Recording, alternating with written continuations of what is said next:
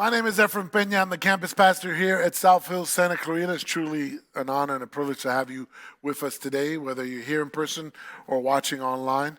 My heart and my prayer is that God would grab your heart and take you on an incredible journey that will inspire you and encourage you to live a life that brings Him glory and honor. Live a life leave here differently than how you came in.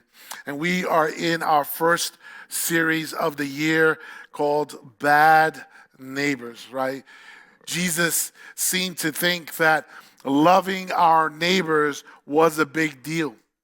And we've been talking about this over the last several weeks about how we are bad neighbors and how we can prevent being a bad neighbor and what are the requirements to fill that title. And so let's talk about it this morning. In week one, we talked about how you can become a bad neighbor by being super self-involved. It's all about you, right? On week two, we talked about being too busy to care. Too busy to care about the people in your community, in your neighborhood. And this morning, we're going to be talking about the third way that we can become a bad neighbor, right? The third way we can become a bad neighbor is by being aware or beware of anyone different, right? We have this mentality that we need to be beware of anyone being different, right? So let me start off by this. Anyone ever watched a scary movie or a thriller and became convinced that what happened to them on that screen is going to happen to you? Like literally, like you couldn't fall asleep that night. You were on high alert. You knew the chances of something that you saw in a movie happening to you were slim, but you couldn't shake that feeling that you were in immediate danger. Like you went to the door and you do that. You go to the door and it's locked, but you got to open it and close it just to make sure. You open and close, you looked, you went to the window, you made sure they were locked, the sliding door. Like my wife said, that's the husband's duty, to go around. I'm sleepy like you are.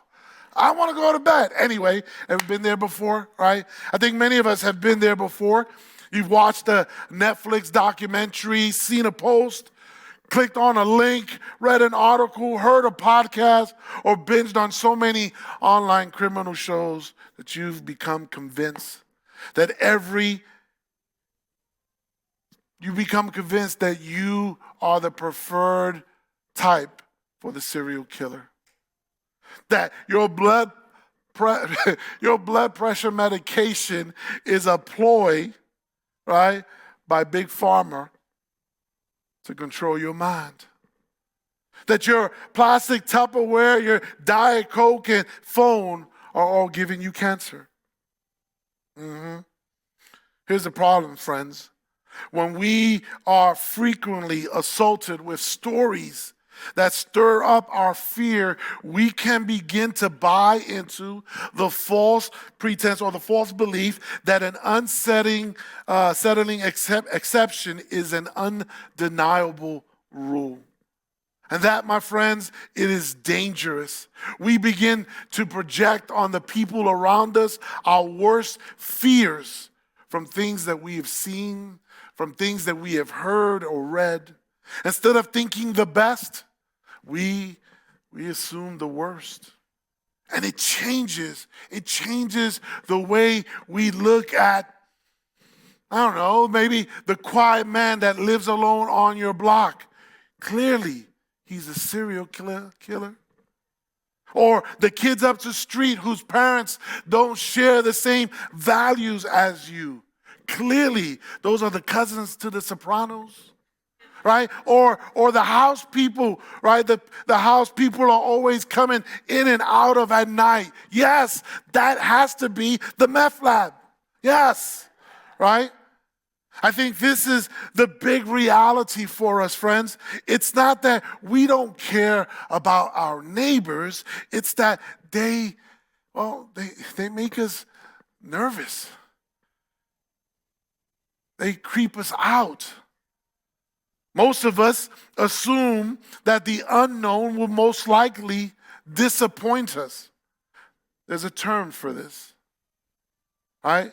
Xenophobia is an intense, often irrational fear and dislike of people we don't know well or fully understand. And the issue is that we don't know that we don't know them, right?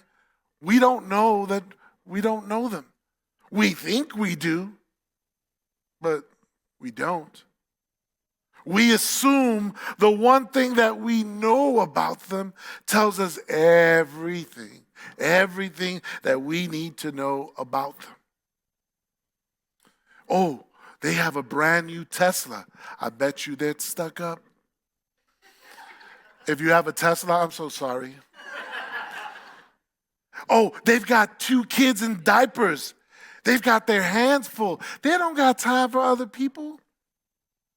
They've got a Trump flag on their front lawn. So they hate anyone who's not white or Republican. Got quiet real quick in here. They put up a lot of decorations for Halloween. They have to be Satanists.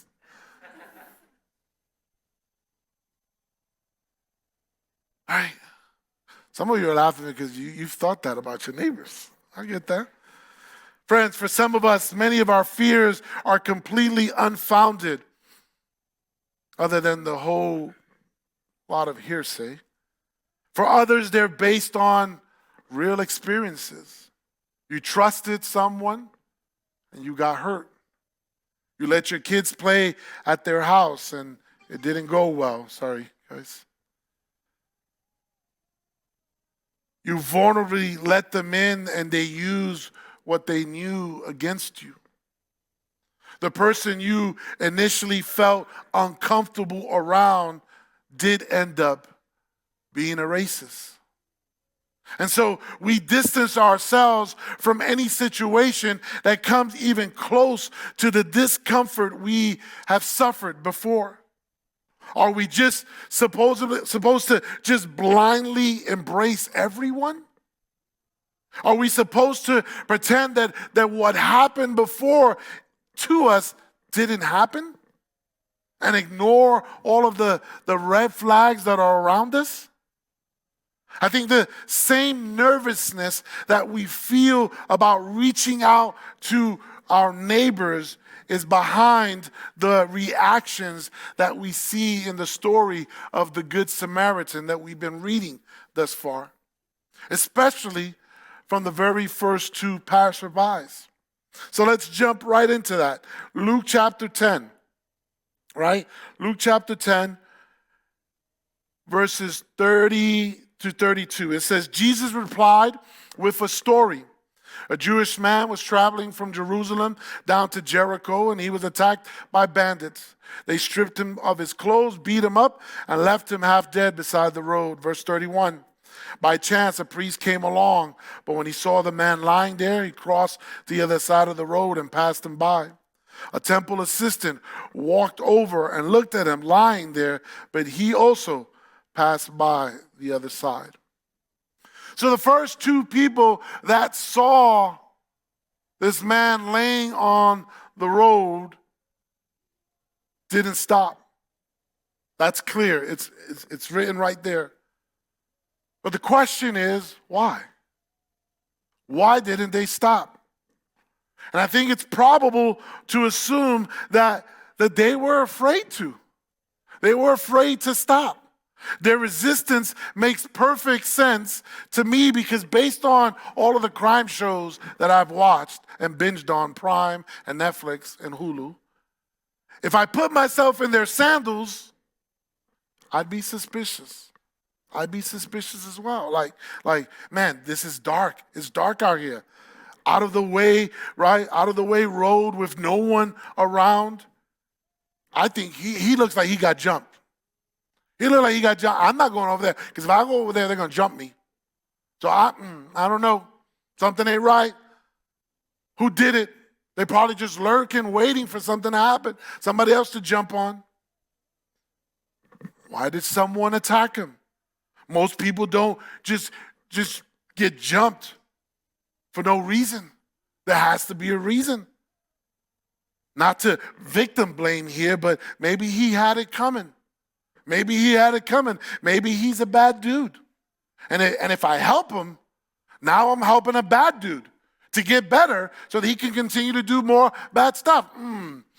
That's tough. I don't know if I want any part of that. What if people think by helping him, I'm supporting this guy? I'm on his team. I'm affiliated. I got gang colors. Like, what if?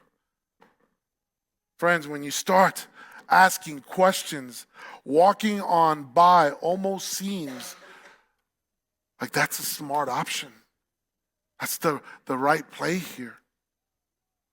And this is how our brains work. This is how our brains work with our neighbors as well. They're not necessarily in danger, but they still feel dangerous. If you put yourself out there, there's no telling what might happen. Friends, that's nerve-wracking. Helping people you don't know is unpredictable. Listen, if I were to get involved, I could get my heart broken, my feelings hurt. I don't know them. Maybe they're a loose cannon. They might punch me in my face and break my nose. Maybe they're a criminal who end up breaking, into my house. I just feel like there are a lot of unknown variables with my neighbor. I would feel safer just to keep my distance. And it isn't just about me. I have a family. I have a family to protect. It's better safe than sorry, right? That's how many of us believe. We live in an age in which safety is quickly becoming our top priority. We've got to protect ourselves. We've got to protect our kids and our families and our identities and our jobs and our country and our way of life. And we do. That's what we do. This is where things get complicated, though. Prioritization is the process of figuring out which of the important things is most important. Because not all good things are equally important. So, how important is safety? How unsafe are we? And is there anything that Jesus ever elevates above safety? And if so, what would it be? You see, these are a lot of the questions that Jesus is intentionally trying to stir up in this story. And by the time you get to the third character, even more reasons to kind of walk on by come up. In Luke chapter 10, verse 33 says, then a despised Samaritan came along.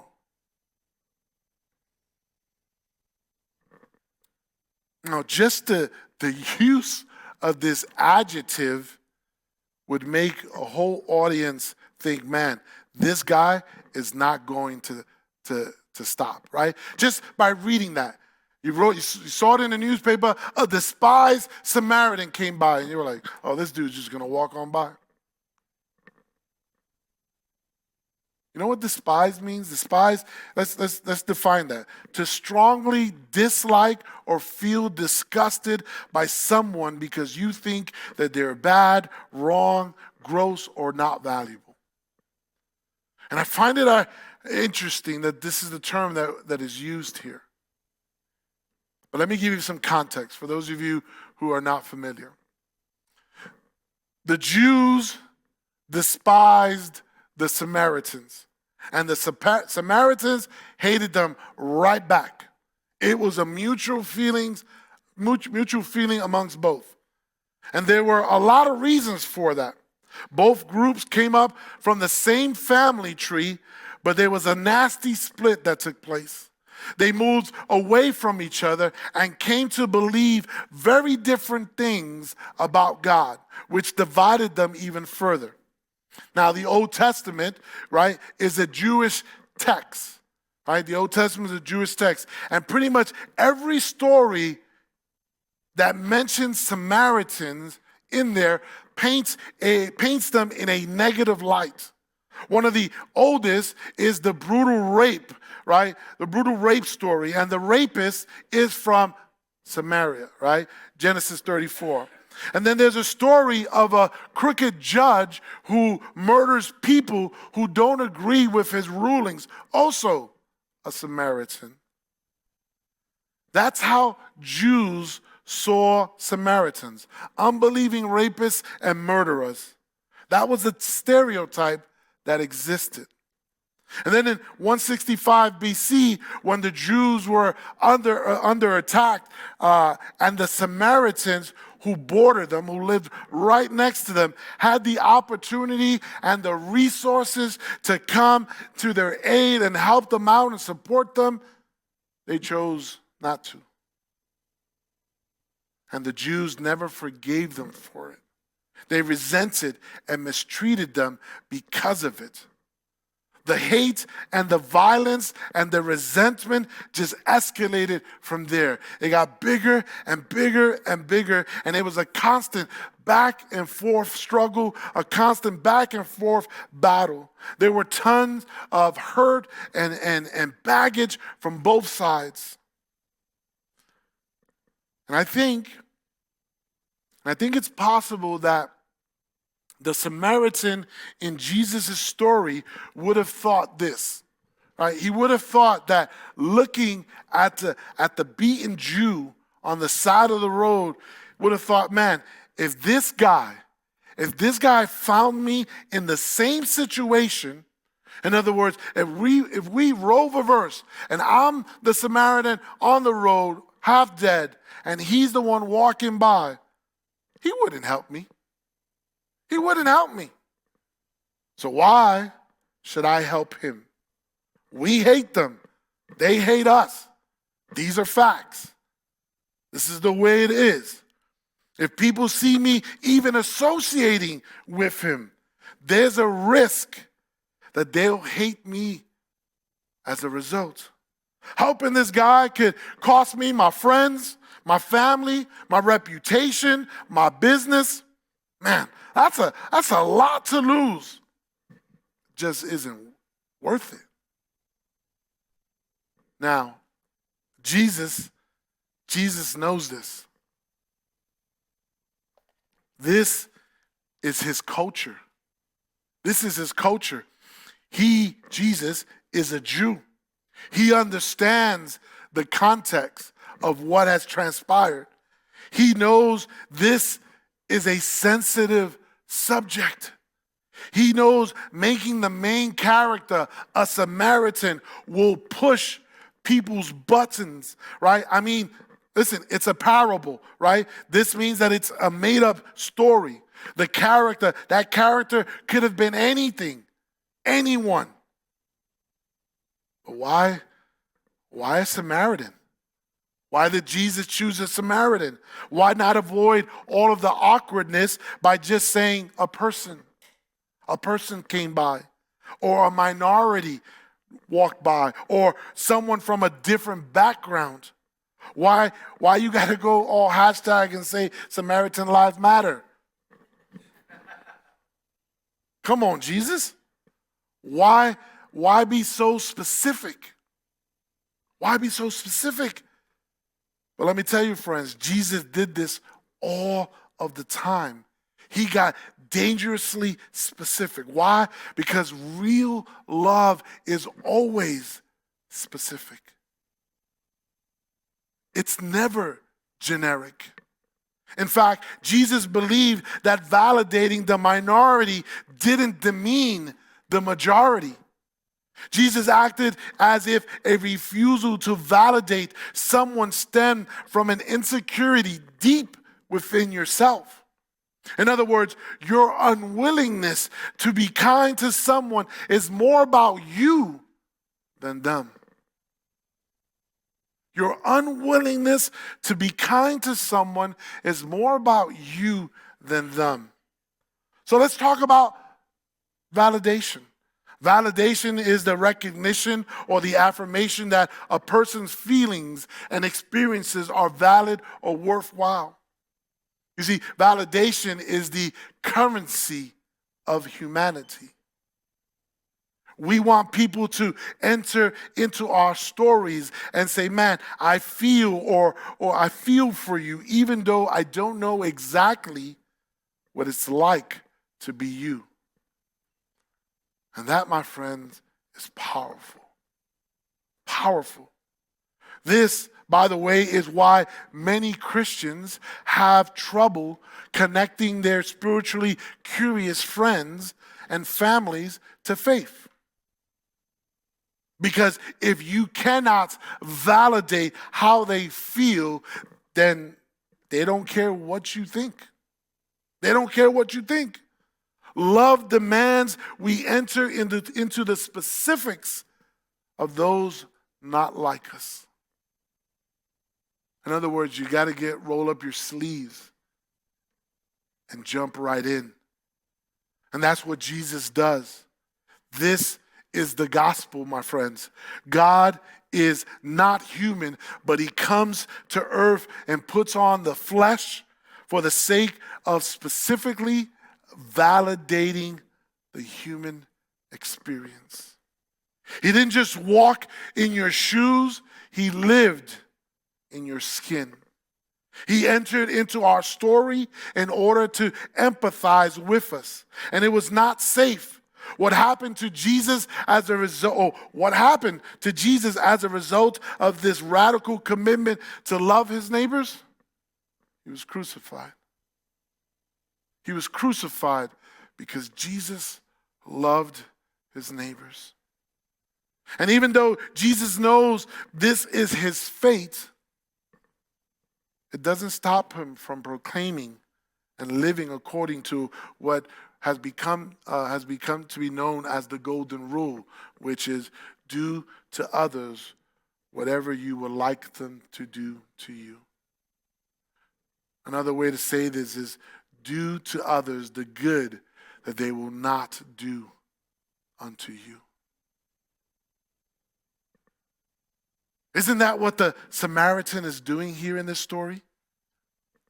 He stops and he does for the Jewish man what he's pretty sure that this man wouldn't do for him. Moments like this are true love, true mercy, true validation. They're the point of this story, and they still happen today. Many years back, there was a story that kind of went through the news of a young black teenage girl who shielded a white man wearing a T-shirt with a Confederate flag from a mob of KKK members attacking him.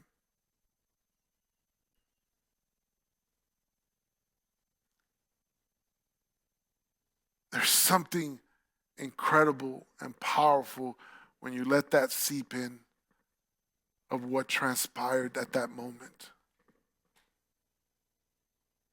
It's mercy to a nonsensical degree.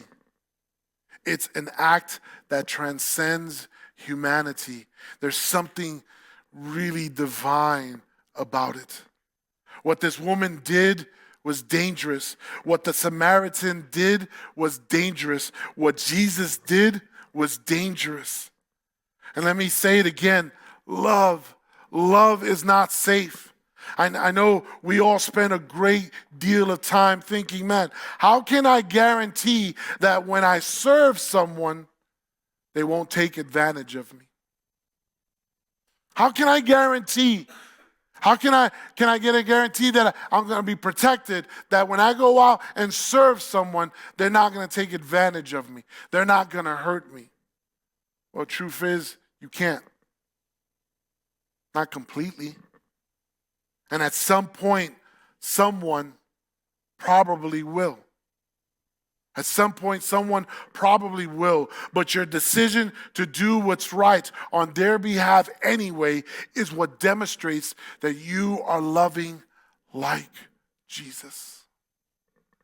Luke 10, 33 to 35 says, and when he saw the man, he felt compassion for him. Going over to him, the Samaritan soothed his wounds with olive oil and wine and bandaged them. Then he put the man on his own donkey and took him to an inn where he took care of him.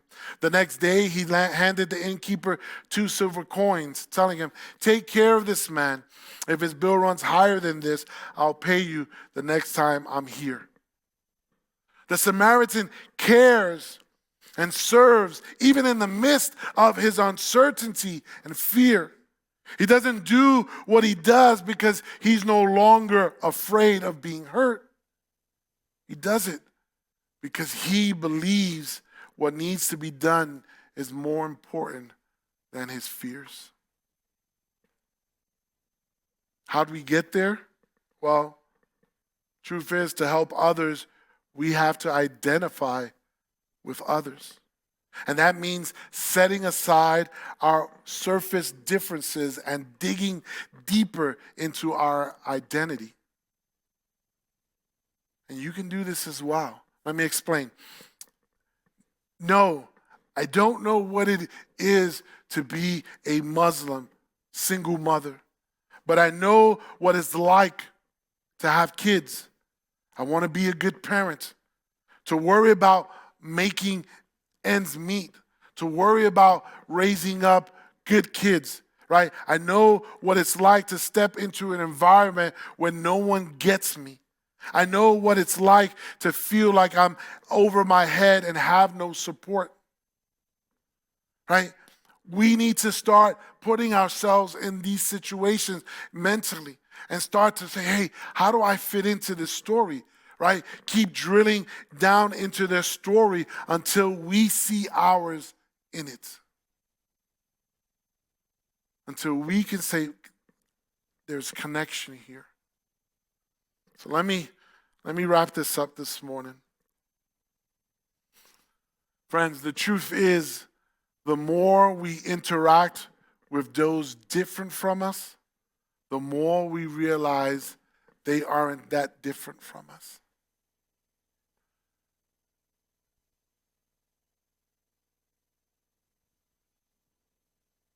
But we can't do that if we don't notice our neighbors.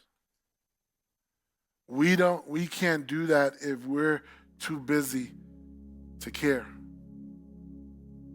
We can't do that if we're always afraid and cautious of people that look different than us.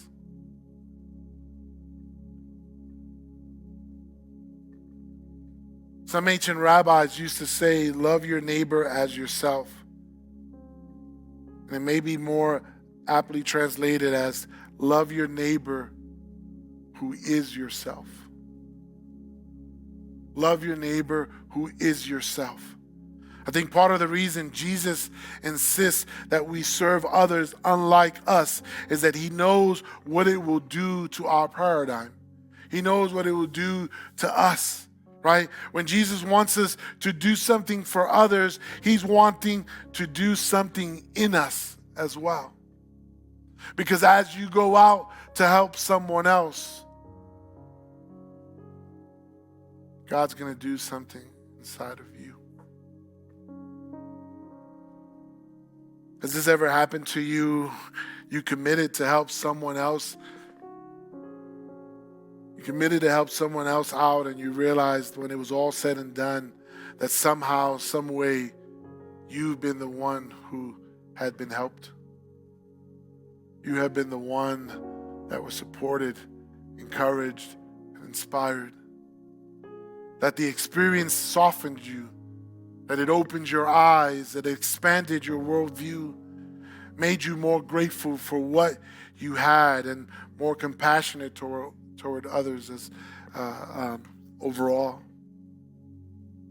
I find it interesting that Jesus doesn't address doesn't address in his story who in the two groups has the right beliefs or the wrong ones. I find that interesting because to Jesus, faith is not simply a set of beliefs, it's a series of behaviors.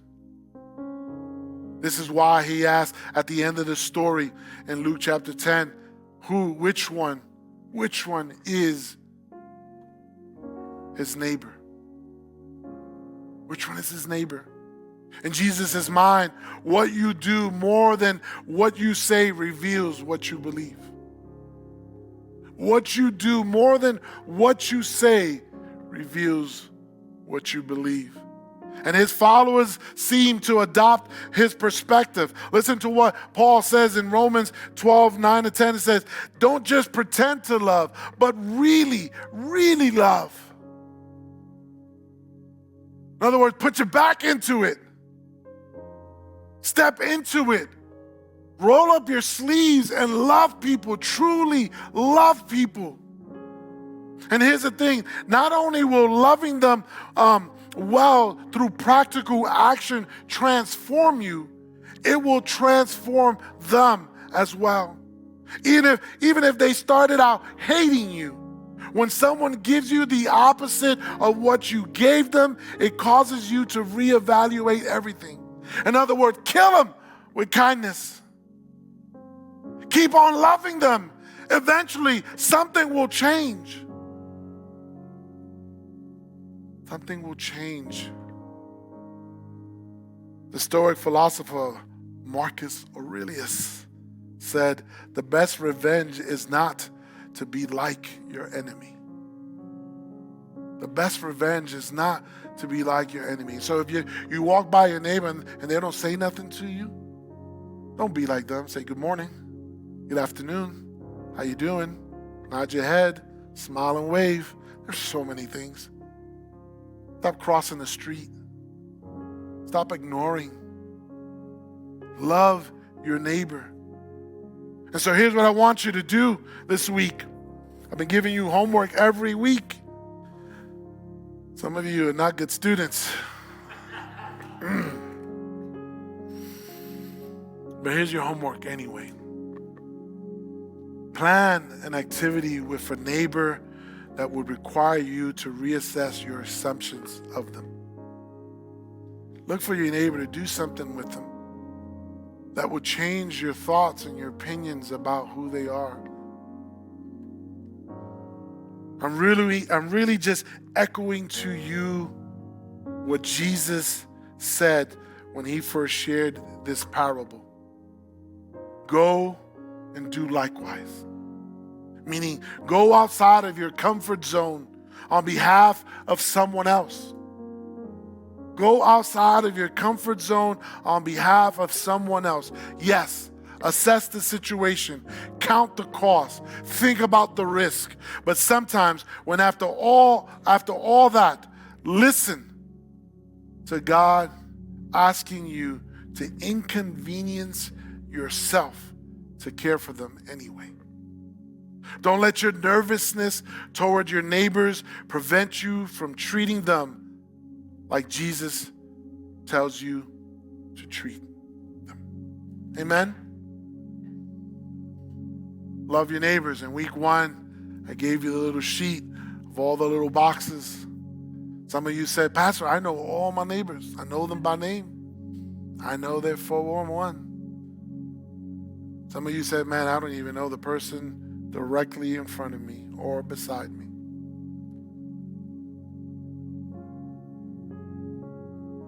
God has placed neighbors near you, to the right of you, to the left of you, in front of you, diagonally from you, even behind you. And he's calling us to be followers of Christ by following and believing his word. And his word says to love thy neighbor. Love your neighbor.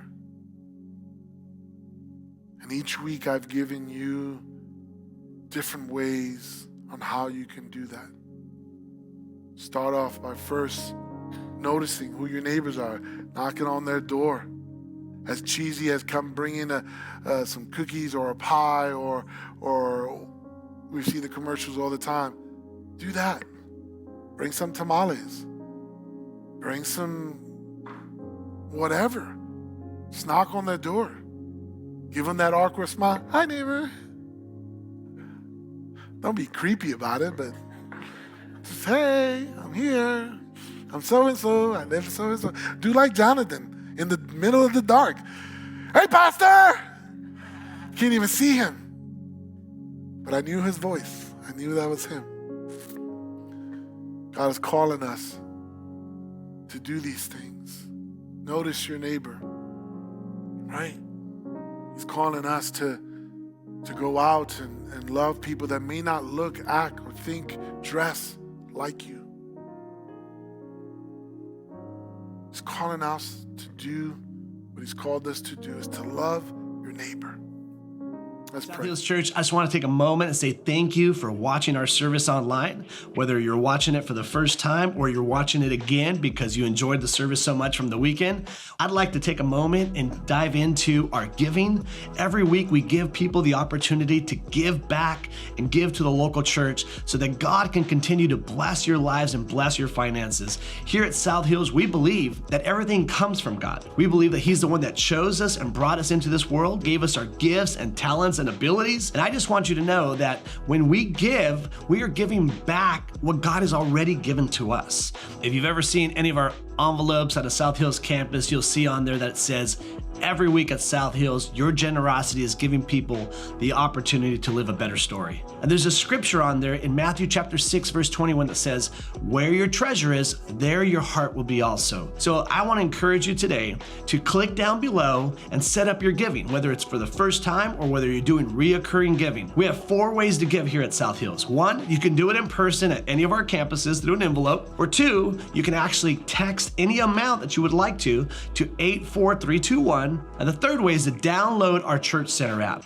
I encourage you to do this one because the Church Center app gives you opportunity to stay connected with our church and your campuses. It's a great tool and resource for you to know what's going on. And the 4th way to give is to give online. You can go to southhills.org/give and you can set up your giving there. Whether you're a guest of our church or whether you are a member of our church, or whether you simply just like to watch our services, I encourage you to trust God with your finances so that He can bless and anoint your finances and you can be trusting God in this journey of living life to the fullest. I love you and thank you for watching our online service today.